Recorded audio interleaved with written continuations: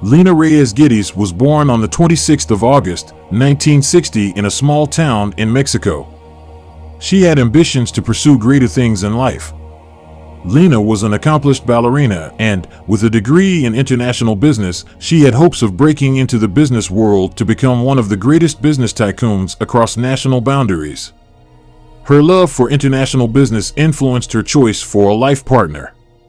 Growing up, she wanted to share her life with someone who would love her just as much as she does him, and also, she wanted someone who sailed the same career ship as her. In 1996, 35-year-old Lena Reyes Geddes left her native town in Mexico to the United States in search of greener pastures and hopefully to get to meet people who shared the same business mindset as hers. While learning and developing her skills, she waited for her right type of man. That same year, in 1996, she met Edward Geddes in New Mexico. Edward Geddes was 25 years her senior and was everything Lena Reyes wanted in a man. Aside from his appealing physical qualities, he was a business owner and knew the in and out of the business world. Lena Reyes at that point fell in love with Edward and felt she could eventually have the future she had always wanted. They started dating, and 6 months into their relationship, they got married and moved into an apartment in Youngstown, Ohio. Although, it is unclear what she did after this and whether she was able to keep up with her career. 2 years later, on the 8th of April, 1998, Lena Reyes Geddes had planned to travel back to Mexico to visit her family, with the journey taking her via Texas by plane. Lena prepared for her journey as she supposedly packed a blue sleeping bag as a gift for her young cousin before leaving.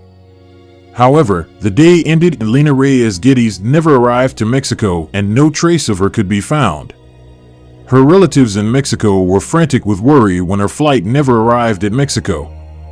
As days, weeks, and months passed by, the Reyes family still could not get a hold of Lena Reyes Geddes.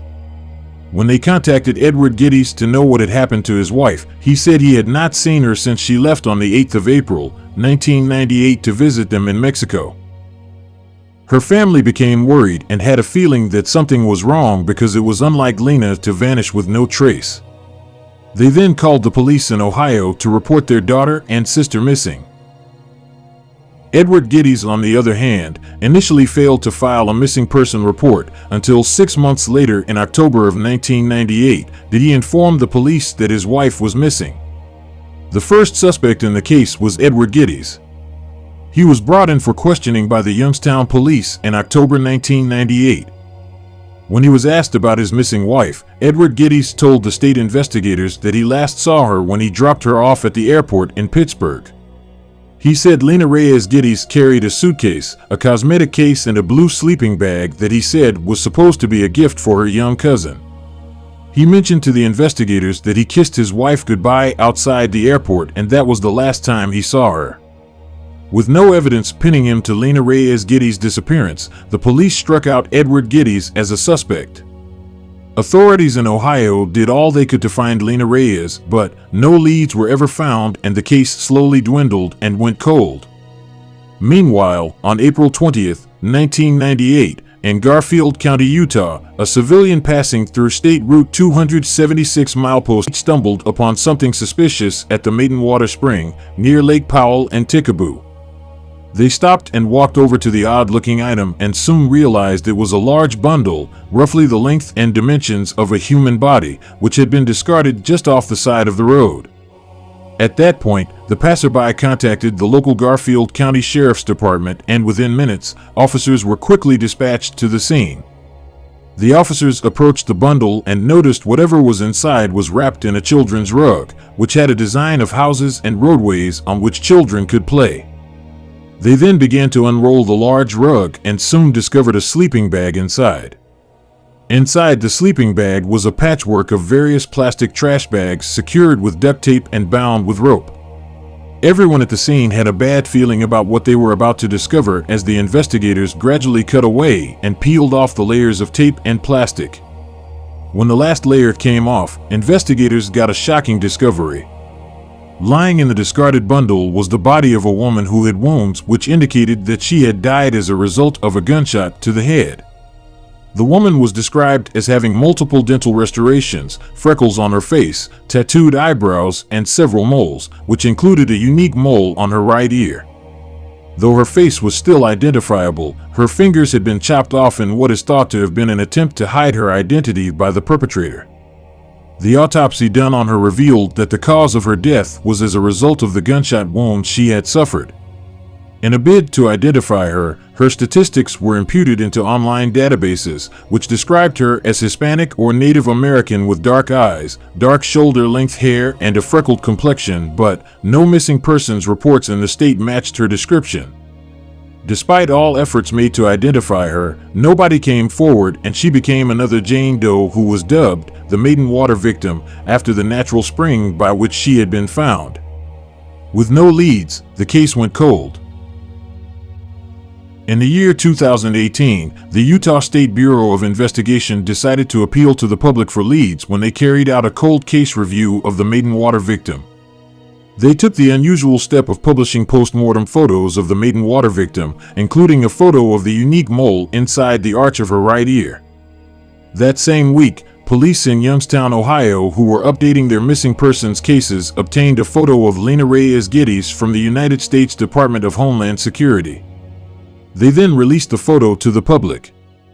Days later, a woman in California who was a true crime fan and an amateur sleuth got in touch with authorities in Utah to say that she had seen a missing person cold case in Ohio in which the victims seemed to look similar. The true crime fan had noted the mole on the upper arch of the Maiden Water victim's ear. In the Ohio's published photo of Lena Reyes Geddes, a mole was visible in the same spot. After the Ohio and Utah authorities were made aware of this, they followed the tip and discovered that Lena Reyes Geddes and the Maiden Water victim weren't just similar but were one and the same. Authorities from Utah and Ohio then put out new information in Texas, hoping to find Lena Reyes Geddes' family members. Luckily, Lena Reyes Geddes' sister, Lucero Reyes, who was just 11 years old when Lena disappeared, called the authorities to inform them that Lena Reyes Geddes was her sister. In order to ascertain that fact, provision was made for Lucero Reyes, who traveled over 300 miles to Monterrey, to the United States consulate nearest to the family's home in San Luis Potosí, so that authorities could obtain a sample of her DNA. After the DNA testing was done, the Maiden Water Jane Doe was confirmed to be her missing sister. Now that the detectives knew who and where Lena Reyes Geddes was, they started an investigation to find out who killed her. Initially, the officials with the Utah Department of Public Safety wondered if she had been murdered by Scott Kimball, a convicted serial killer at the time who is still serving a 70-year sentence imposed by the state of Colorado after killing 4 people, including his uncle between 2003 and 2004. 3 of his victims were found in remote areas of Colorado and Utah, and there seemed to be a number of similarities between how his victims were killed and found and how Lena Reyes was. For instance, the cause of Lena's death matched that of Scott Kimball's victims, and Scott Kimball had also discarded bodies by wrapping them up. One time, Scott Kimball had tied one of his victims' hands with a complex knot system that matched Lena's crime scene. He had also previously used a child's play mat to dispose off a body. Scott Kimball's former wife and son had made statements alleging they saw him purchase a rug similar to the one used to wrap Lena Reyes Geddes' body. The detectives were piecing obvious facts together and were at the verge of unraveling the mystery behind Lena Reyes' death. A warrant for his DNA was then filed in Logan County, where Scott Kimball told Colorado investigators that he had killed 21 people, explaining that one of them was a hitchhiker on a bridge near Haight, Utah, in 1998 or 1999. Haight, Utah was about 10 miles from the recovery site of Lena Reyes Geddes. Scott Kimball said he had been at a family reunion in Bryce Canyon, Utah, around the time of the murder. Detectives were hopeful that Scott Kimball could actually be Lena Reyes Geddes' killer. However, their hopes were quickly dashed when they interviewed Scott for over 2 hours and realized he did not know anything about the crime scene where Lena Reyes Geddes was found. The detectives, who were disappointed, were forced to rule him out as a suspect when his DNA didn't match with the one at the crime scene. The investigators then concluded that the glaring similarities between his victims and Lena Reyes Geddes were merely coincidences.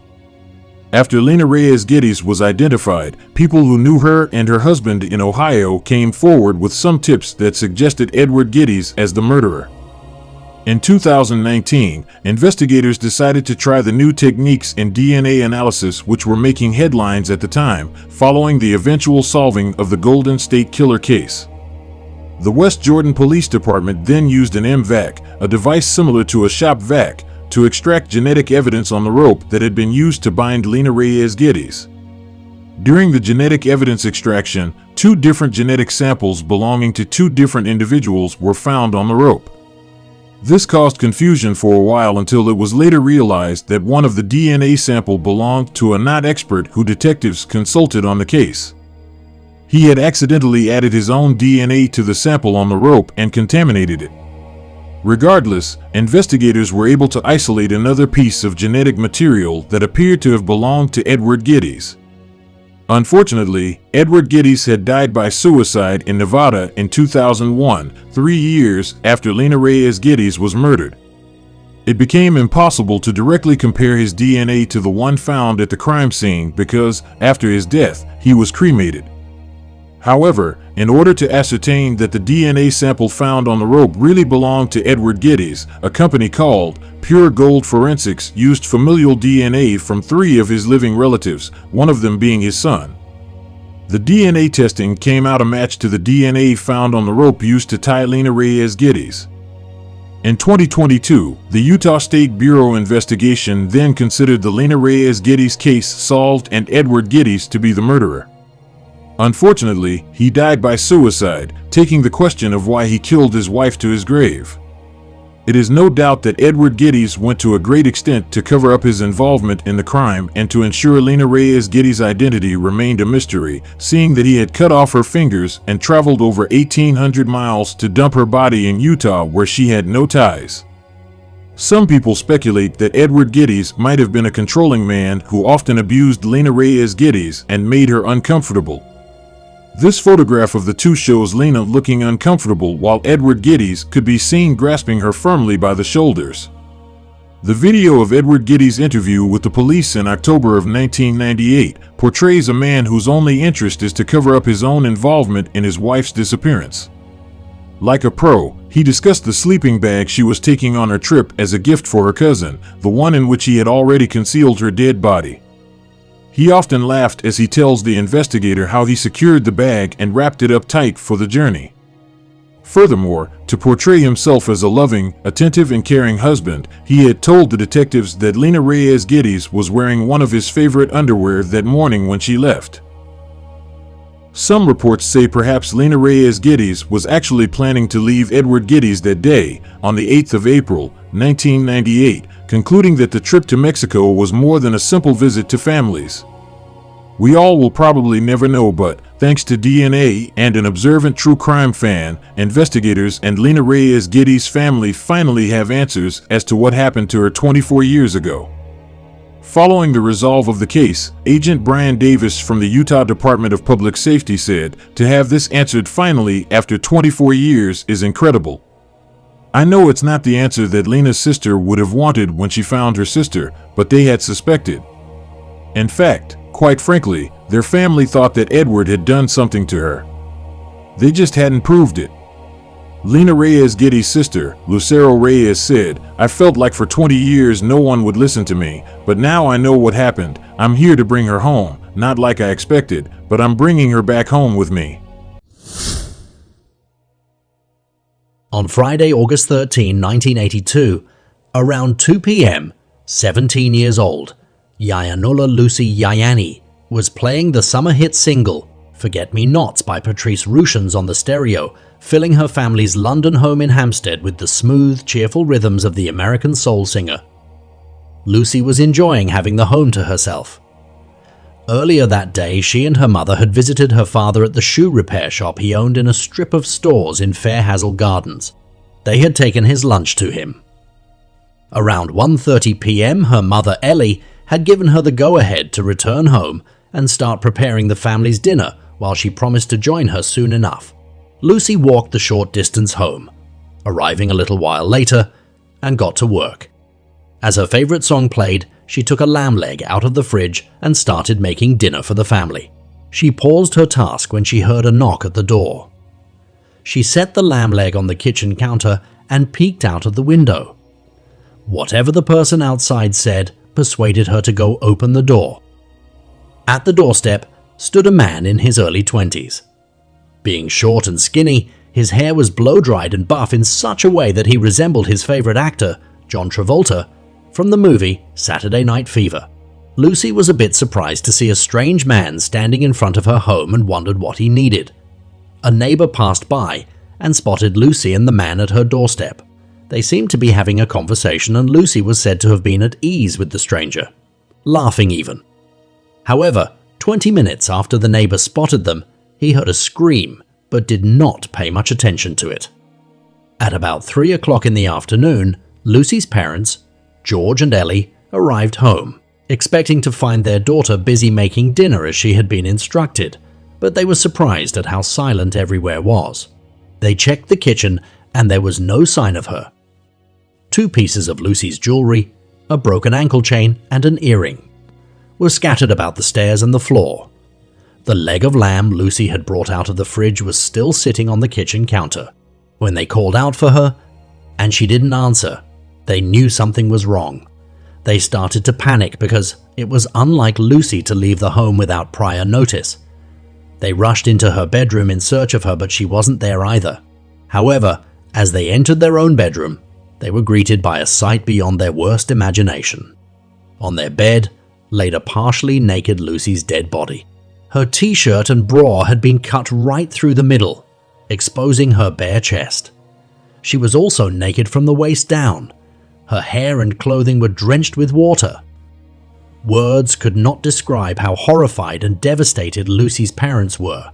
They called in the police, who made a thorough round at the crime scene. Investigators discovered that the bath in the bathroom at the top of the home had several inches of water in it, and the door to another bedroom, the only one with a lock, had been forced open. Lucy's autopsy results revealed that she had suffocated, probably as a result of having her head restrained in an arm lock. She had, moreover, been bitten, punched, and ultimately raped. According to the police, the murderer forcefully barged into the home and chased Lucy up the stairs. The broken chain, which was discovered on the carpet, suggested that the killer may have grabbed Lucy's ankle as she ran. It is believed that Lucy tried to hide in her brother's bedroom, as it was the only room with a lock on the door. Investigators discovered a footprint at the bottom of the door. The killer had forced his way into the room, breaking off the locks. More of Lucy's jewelry was discovered upstairs, including a damaged ring and a bangle, indicating that she fought and raced from room to room in order to escape her attacker.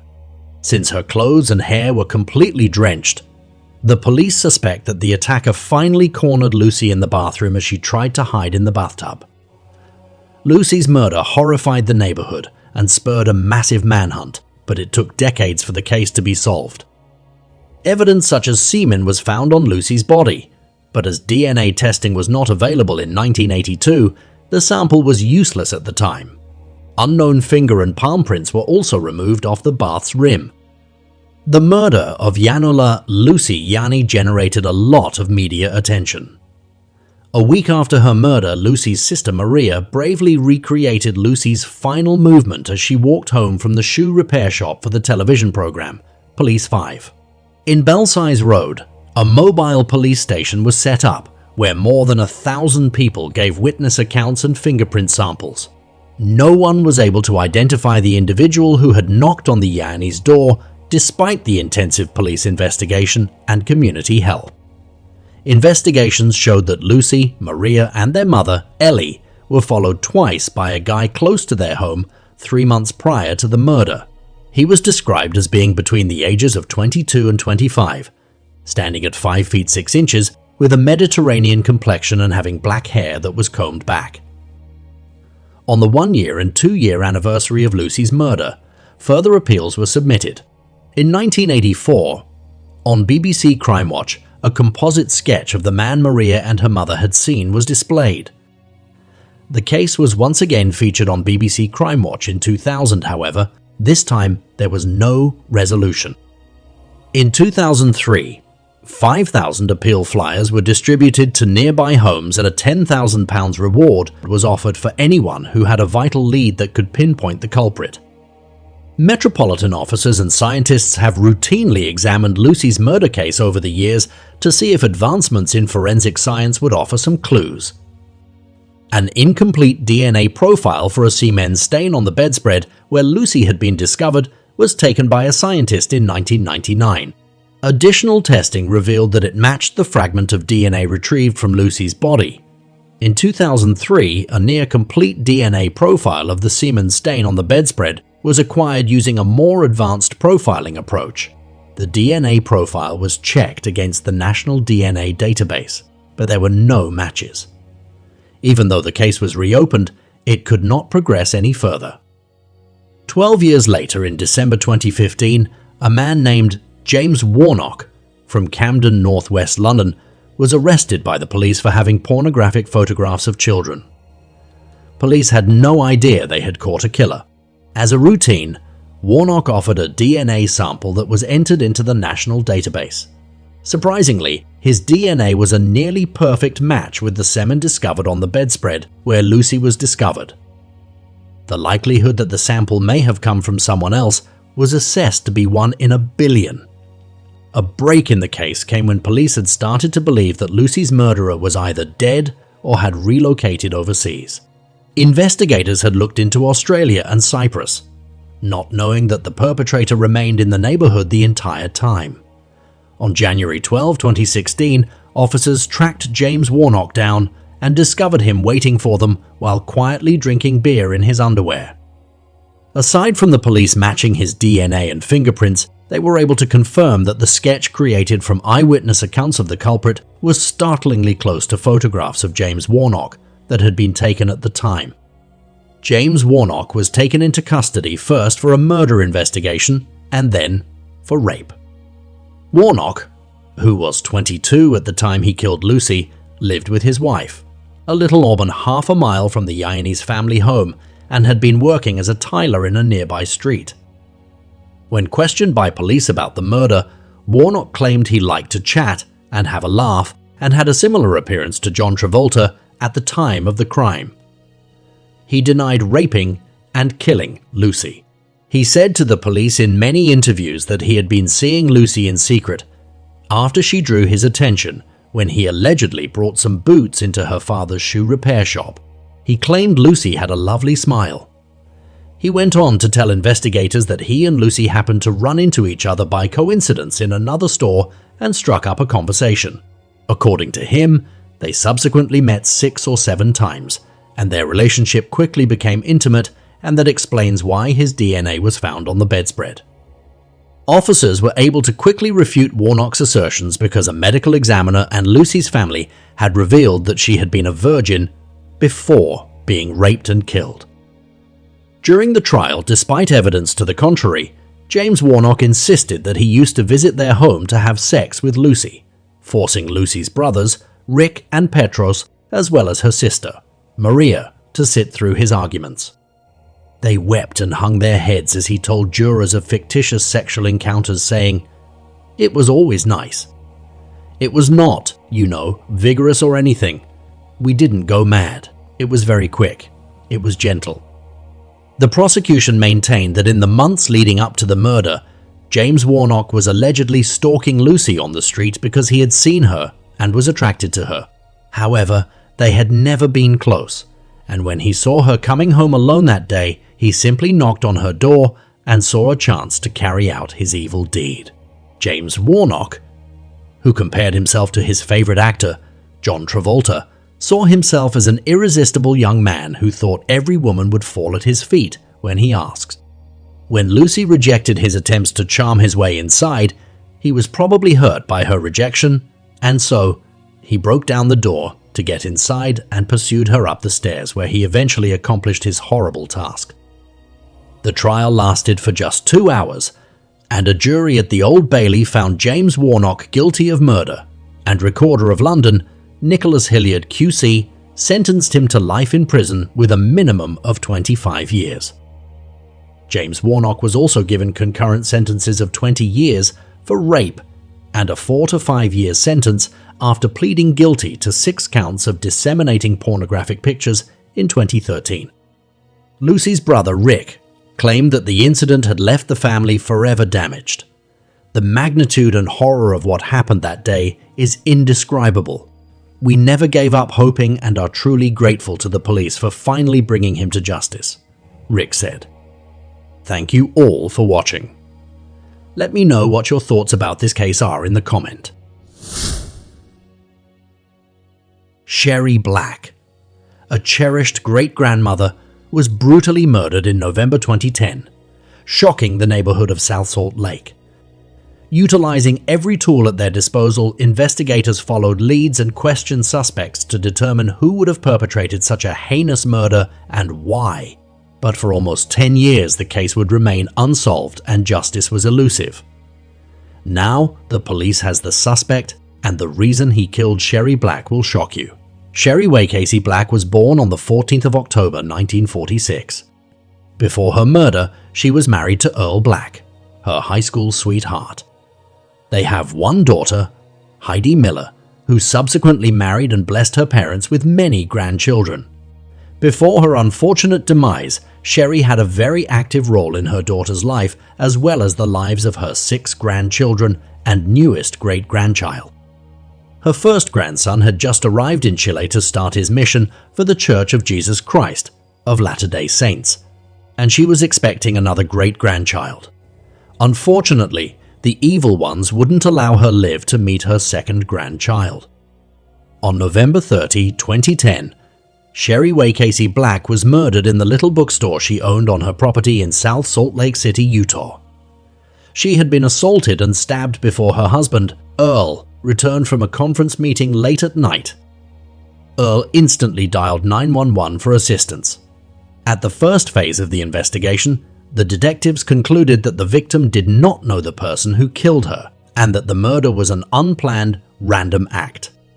The South Salt Lake Police Department started a thorough investigation into Sherry Black's case, going about the neighborhood and asking the locals if they had heard or seen anything suspicious. While this was going on, Earl Black spent a significant amount of the evening in the police headquarters being questioned, as is customary in a case of this nature. The crime scene was searched for hints by detectives from the South Salt Lake Police Department and the crime scene responders from the Utah Bureau of Forensic Services laboratory system. They also reviewed surveillance footage from nearby cameras, spoke with locals and business owners, and processed the building for evidence. They discovered that the perpetrator was hurt while committing the murder and his blood was unknowingly left on a doorframe. A DNA profile was created using this blood after it had been submitted for forensic analysis. 10 years later, this would be necessary to crack the Sherry Black's cold case.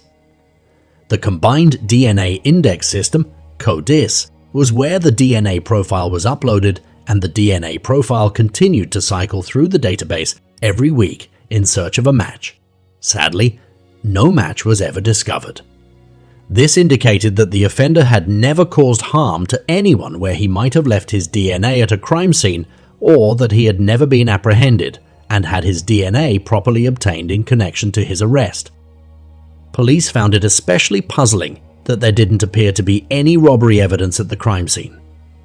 There were mountains of books, literally thousands upon thousands of them. It was challenging to determine whether any rare books had been taken, which the police initially suspected could have been a motive for the crime based on an inventory that Sherry had kept in her head. There was still money in the cash register, and there were lots of valuable items that could have been taken but weren't. In order to ascertain what might have been left behind by the culprit and what belonged to Sherry, the investigators also talked with the family. Debbie Casey, Sherry Black's sister, stated that Sherry and Earl had been married since high school and had a very close bond. Their home was described as being always peaceful by neighbors. Everyone appeared to enjoy them. Her brother claimed that the bulk of her company's activities concerned online book sales. He never overheard her discussing problematic interpersonal or commercial ties. Nothing about Sherry's life or her work would make her particularly vulnerable to becoming a victim of a violent crime. Sherry is quiet. You'll hear that from people. Very unassuming, kind and friendly though, and really knew her stuff. She knew books and she was successful at what she did. She had a good reputation in the trade for being honest and having integrity, said Kurt Bench, one of her colleagues in the bookstore business. The following year after Sherry Black's murder in February 2011, the Black family and the South Salt Lake Police Department solicited the help of the Vidocq Society, a non-profit organization that offers top-notch consultation on homicide investigation. The specialists visited Salt Lake City to examine the case. The experts thought the attacker was familiar with the victim. Even though the interaction was really brief, the crime was planned, and it had a sexual motivation. They also believed the culprit was a younger person, no more than 19 years old, who frequented the neighborhood. According to the expert, if the culprit was older, he was likely mentally challenged to have committed such a heinous crime. The Unified Police Department of Greater Salt Lake was also contacted for their assistance by the South Salt Lake Police Department, although their assistance was only restricted until 2015 when the South Salt Lake Police Department hired Unified Police Department cold case detective Ben Pender.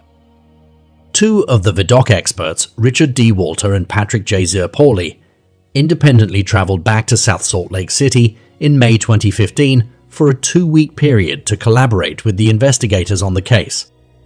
Sorensen Labs in Utah produced a restricted genealogy profile of the culprit in 2017, using DNA from the crime scene. Detective Ben Pender later learned about Parabon Nanolabs and their work with phenotyping DNA while attending a cold case conference in Washington, D.C. In order to process the killer's blood evidence from Sherry Black's crime scene, the Unified Police Department hired Parabon, which produced a number of age progression pictures of the criminal. The case was officially transferred from the South Salt Lake Police Department to the Unified Police Department of Greater Salt Lake in March 2018, after almost 8 years, and Detective Ben Pender was designated as the lead detective. Sherry Black's family kept the case in the public eye throughout the quest for justice, in the hopes of finding fresh leads. On the anniversary of her passing, they conducted candlelight vigils, created incentives, and reported developments in the case when they became available. They also sought to garner media attention. Detective Ben Pender started using the help of Parabon Nanolabs to perform genetic genealogy in October 2018. Over the course of the following 2 years, he collaborated with one Parabon specialist in an effort to pin down the perpetrator of this heinous act.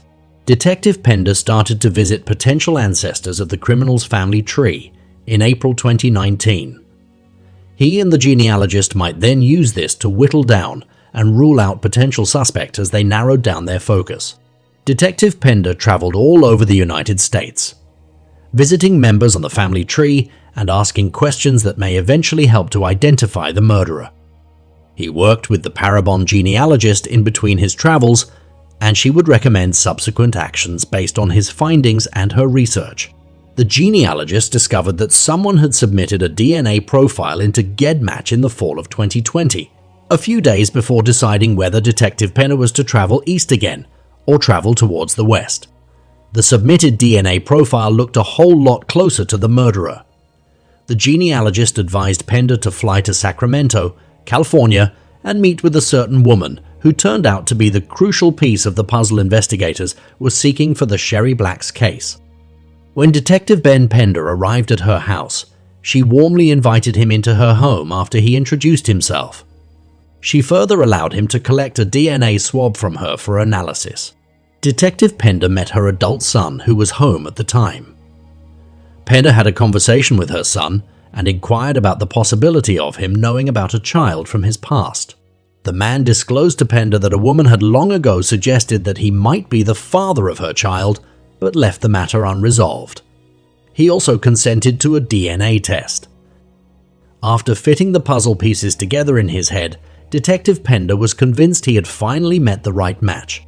When it was determined that the man from Sacramento was the biological father of the person who killed Sherry Black, he took the information to the Utah Bureau of Forensic Services laboratory system. for processing. He was then able to use this information to track down the killer.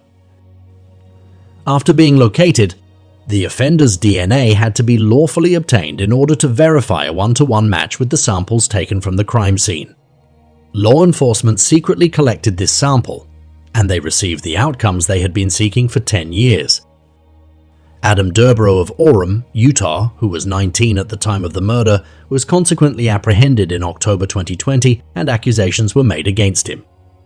When asked why he did what he did, Adam Durbrow said, "I went into the bookstore. I had no intention at all to do anything. It was a bookstore. I'd love books. I don't know why this happened." Following his arrest, Sherry Black's grandchildren spoke to the judge about how Adam Durbrow caused them trauma and how their grandmother's passing affected their lives. They further claimed that their mother and grandfather suffered even more grief as a result of Sherry Black's death. They then requested a life sentence for Durbrow without the possibility of parole and said they did not want to worry about the whereabouts of the person who killed their grandmother any longer. "For 11 years, I've had to live without Sherry. My life will never be the same. She was beautiful and caring, as everyone has stated. What a wonderful woman she was. But I don't have her anymore. Instead, I have the memory of coming home and finding her. That's what I have left." Earl Black said in court. Adam Durbrow avoided a trial by entering a guilty plea a year later. 4 months later, he was given a life sentence without the possibility of parole. Marcelina Lisa was rushed to a Pensacola, Florida hospital without knowing what had happened. Unfortunately, it was too late because she passed away the next day, which was December 31st. According to an autopsy, the young child had sustained a head injury. But what actually transpired on that terrible night, and what caused poor little Marcelina to suffer such tragedy? Hello and welcome back to Mystery Detective, your go-to channel for everything cold cases and mysteries. Stay with us as we explore this mystery which took 21 long years to be solved. Niceville, Florida is a place renowned for its cozy small-town atmosphere. There, residents can explore a variety of recreational and historic sites in a generally tranquil environment. Imagine taking a stroll through a park or stopping by a historical site that has been preserved. The locals are typically friendly and hospitable, which frequently contributes to the town's reputation as being nice, not just in name, but also in spirit. The city's peace is, however, somewhat counterbalanced by the crime rate, which, while not alarmingly high, is present. In this ostensibly tranquil setting, occurred the tragic case of Marcelina Lisa. On December 15, 2000, the world welcomed Marcelina Lisa into it. She entered Mary Jean Lisa's life and brought the happiness. Marcelina developed into a lively young girl in her brief existence. Her dark hair and chubby cheeks framed her wide, inquisitive eyes. As of 2002, she was living in Niceville, Florida, in her mother, Mary Jean Lisa's tender care. Her father's identity is still unknown. Marcelina, a cheerful toddler, resided in a tight-knit neighborhood with her mother. Unknown to anyone, young Marcelina will unfortunately soon face darker times. Life appeared to be a routine for Marcelina Lisa and her mother, Mary Jean, in their Niceville, Florida home on the morning of December 30th, 2002. Routines for a 2-year-old typically revolve around the little pleasures in life, like breakfast and playing with a favorite toy. Like any other day, Marcelina's would have started with her mother, Mary, tending to her as she had done every day since she was born. However, December 30th, 2002 was tragically unique, when Marcelina experienced a seizure and lost consciousness. Her mother Mary noticed a startling and unsettling change. In a fit of panic, Marcelina was transported to a hospital in Pensacola, Florida. Despite the medical team's best efforts, Marcelina's condition was critical at this point. and there was little hope. Marcelina tragically passed away the next day, on December 31, 2002, at the young age of 2 years. Her mother felt the crushing weight of this loss right away. Her sorrow was intense and real. Those close to Mary immediately alerted the authorities to the emergency because it appeared that Marcelina's death was a homicide. As soon as Marcelina's tragic death occurred, investigators flocked to the area. They started by interrogating Mary, Marcelina's mother, as well as the hospital staff who had treated the young child. A disturbing picture quickly became apparent. There were numerous wounds on Marcelina, including 18 bruises all over her frail body. After an autopsy, the medical examiner concluded that she had died of blunt force head trauma, which was consistent with homicide. The police had no leads or additional suspects at the time. They grilled Mary hard, trying to get to the bottom of what had happened to Marcelina. Mary, however, insisted that she was unable to recall any details of the incident and that she was ignorant of the manner in which her child had died. Mary's story changed on November 6, 2003, during a subsequent round of questioning. She admitted to the police that she may have lost consciousness out of rage and unintentionally hurt her child. Due to her remark, Mary was now the main suspect in Marcelina's death. However, establishing her guilt wasn't an easy task. She could not be definitively linked to the crime by the available evidence. Investigators conducted a thorough investigation and spoke with numerous witnesses. They discovered that Mary had a reputation for having a severe temper, but there was no prior information about her having blackouts. This new information was helpful, but it was still insufficient to positively identify Mary as the murderer.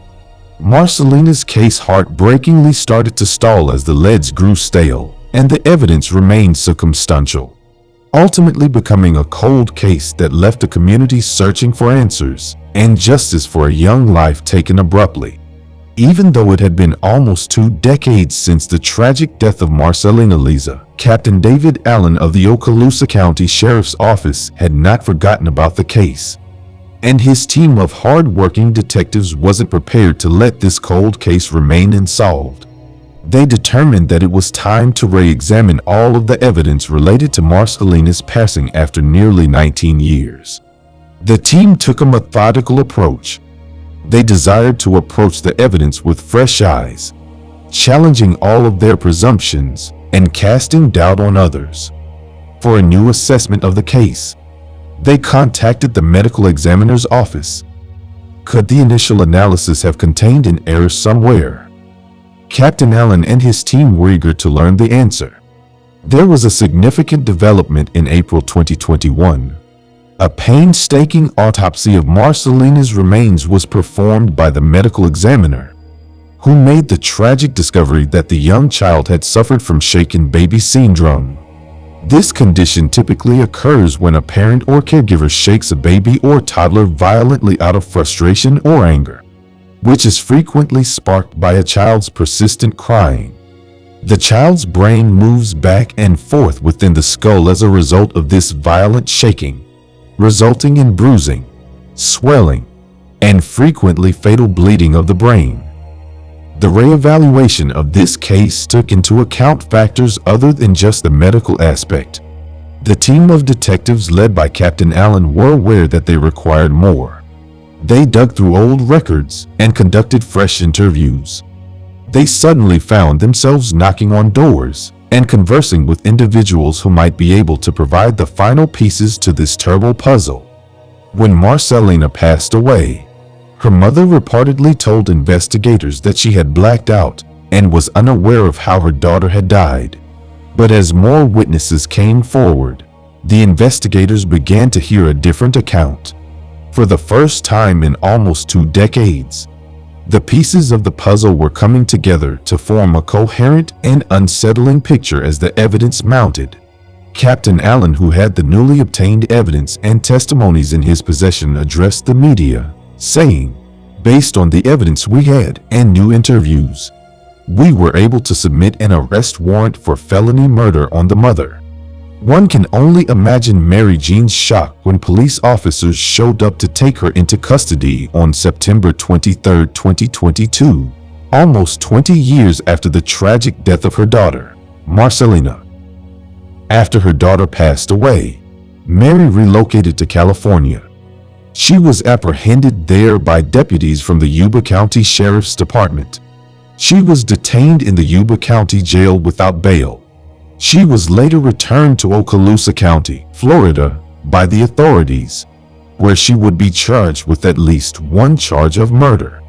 Okaloosa County Sheriff Eric Aden expressed the fervent desire of his detectives to solve these unsolved cases. For them, it's more than just a job.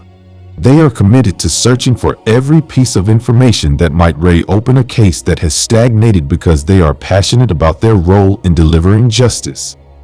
A nearly 20-year-old tragedy has been given new life in this case, thanks to the investigators' tireless efforts, which potentially brought closure and justice for young Marcelina Liza.